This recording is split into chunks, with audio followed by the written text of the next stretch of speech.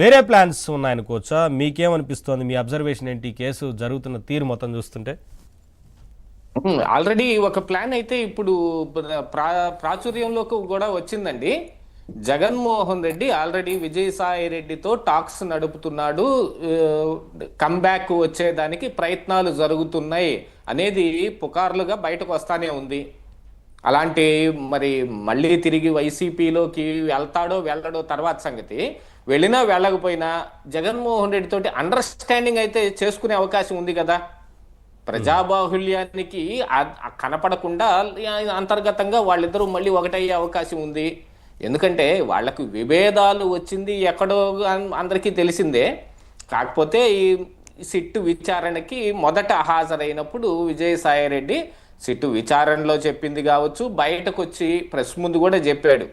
అప్పుడు ఆయన బయట పెట్టిన ఈ రాజ్ కసిరెడ్డి పేరు దగ్గర నుంచి సజ్జల శ్రీధర్ రెడ్డి, లేకపోతే రాజ్ కసిరెడ్డి కో బ్రదర్ అని అవినాష్ రెడ్డి, ఇలాగా చాలా పేర్లు బయట పెట్టాడు. అప్పుడే కదా ఎస్పీవై డిస్టిలరీస్ కానీ డీకార్ట్ లాజిస్టిక్స్ ఈ పేర్లన్నీ కూడా అప్పుడే బయటకు వచ్చినాయి.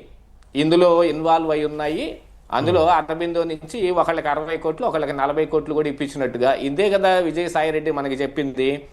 ఆ తరువాత చూస్తే ఇందులో రాజ్ రెడ్డి అరెస్టు ఏ రకంగా జరిగింది చూసాం. అక్కడి నుంచి మొన్న ఆ మధ్యన చెవిరెడ్డి భాస్కర్ రెడ్డి ప్రధాన అనుచరులు ఫోన్ కూడా లేకుండా నార్త్ ఇండియాలో పిలిగ్రిమ్స్ లాగా టూరిస్టుల లాగా place by place day by day మార్చుకుంటూ తిరుగుతూ ఉన్న వాళ్ళని కూడా పట్టుకొచ్చారు. ఇన్ని అరెస్టులు జరిగినాయి. కానీ ఇందులో A5గా ఉన్న విజయసాయిరెడ్డి అరెస్ట్ జరగలేదు.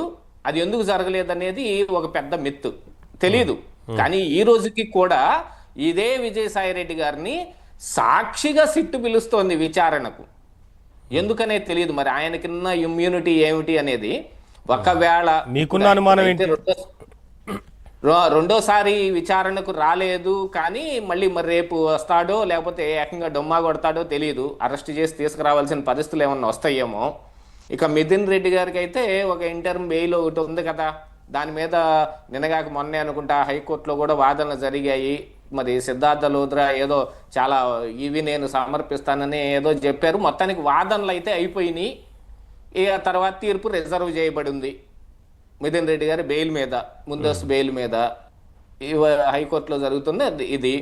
ఈ తరుణంలో ఇప్పుడు అనేక రకాలుగా ఇందులో వాసుదేవ రెడ్డి ఇంకా ఎందుకు అరెస్ట్ కాలేదు మనకు తెలియదండి. రాజ్ కసిరెడ్డి, నేను ఒక విషయం బయట పెడతాను, మరి సిట్ అధికారుల దృష్టికి వచ్చిందో లేదో తెలియదు. నేను పర్సనల్గా మనం కూడా కొంత సమాచారం అక్కడక్కడ తెప్పించుకుంటుంటాం కాబట్టి మనకు తెలిసింది.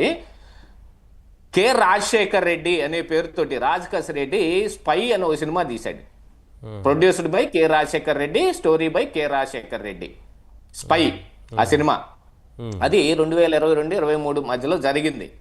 ఆ సినిమా తీస్తున్న తరుణంలో సినిమా షూటింగ్ల గురించి అందరికీ తెలుసు కదండి. మరి షూటింగ్ జరిగేటప్పుడు ఎక్స్పెన్సెస్ కావచ్చు, డైలీ వేజెస్లు పనిచేసే వాళ్ళు ఉంటారు, మంత్లీ వేజెస్ పనిచేసే వాళ్ళు ఉంటారు, రెమ్యూనరేషన్ బేస్లో పనిచేసే వాళ్ళు ఉంటారు. ఈ డైలీ వేజెస్ ఇవ్వటానికి అది ఏ డే ఆ డే ఇవ్వకపోయినా కానీ 3 రోజులకోసారా 2 రోజులకోసారా లేదు అండర్స్టాండింగ్ని బట్టి వారం రోజులకోసారా ఇస్తారు. అలా ఆ డైలీ వేజెస్ కోసం అవసరమైన డబ్బులన్నిటినీ కూడా ఏదైతే ఈడీ ఎంటర్టైన్మెంట్స్ అనే పేరుతోటి రాజ్ కసిరెడ్డి తీసిన స్పై సినిమాకి తాలూకు ప్రొడక్షన్ కంట్రోలర్ కావచ్చు, ఆ సినిమా క్యాషియర్ కావచ్చు, వారానికి ఒక్కసారి ఈ నేను చెప్పిన ఇందాక ఆ అధికారి ఇంటికి వెళ్ళి డబ్బులు తీసుకొచ్చుకున్నారండి. వాసుదేవరెడ్డి ఇంటికి వెళ్ళి కావాలంటే ఆ వాసుదేవరెడ్డి ఇంటికి నేను ఈ సమయం మధ్యలో 22-23 మధ్యలో ఒకసారి ఆయన సీసీ కెమెరా ఫుటేజ్లు వెరిఫై చేసుకుంటే వారానికి ఒకసారి వాళ్ళు వచ్చి ఇంత మూటలు ఎట్టకపోయేది కనపడుద్ది ఖచ్చితంగా. వాళ్ళు ఇంటికి వెళ్ళి తీసుకొచ్చిన వాళ్ళు మేము మై హోమ్ దగ్గరికి వెళ్ళి మేము వారానికి ఒకసారి తీసుకొచ్చామని చెప్పారు. అసలు వీళ్ళిద్దరికి లింకే లేనప్పుడు ఈ రాజ్ కసిరెడ్డి ఏం చెబుతాడు, నేను ఐటీ దీనికి సలహాదారుని, లిక్కర్ దాంతో నాకేం సంబంధం అనేవాడు. ఏయిన సినిమా ప్రొడక్షన్ కంట్రోల్ వాసుదేవరెడ్డికి వెళ్ళి ఎందుకు ఏపీబీసీఎల్ బెవరేజెస్ కార్పొరేషన్కి ఎండీగా ఉన్న వాసుదేవరెడ్డి ఇంటికి వెళ్ళి ఎందుకు డబ్బులు తీసుకురావాలా? దాన్ని చక్కగా పక్కన పెట్టేశారు. వాసుదేవరెడ్డి కారులో బయటపడిన ఆ బంగారం తాలూకు బంగారం ఎవరెవరి దగ్గర నుంచి కొనుగోలు చేయడానికి వాళ్ళు వచ్చినాయో లేదో ముడుపుల రూపంలో వీళ్ళు తెచ్చుకుంటానికి వీళ్ళు బిల్లులు ఎవరైతే ఇచ్చారో అవి కానీ గోల్డ్ బాండ్స్ కానీ బయటపడ్డ దాని గురించి ఇంకా ఏం మాట్లాడుకోవట్లేదు మనం.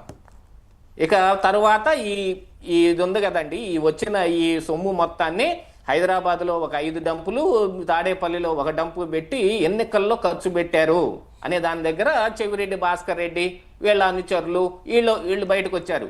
అప్పుడు ఎలక్షన్ టైంలో ఈసీ పట్టుకున్న 8 కోట్ల తాలూకు వ్యవహారాలు ఇవన్నీ కూడా బయటకు వచ్చాయి. కానీ ఇందులో మరి విజయసాయి రెడ్డి కూడా ఇరుక్కొని ఉన్నాడు అనేది మరొక సమాచారం.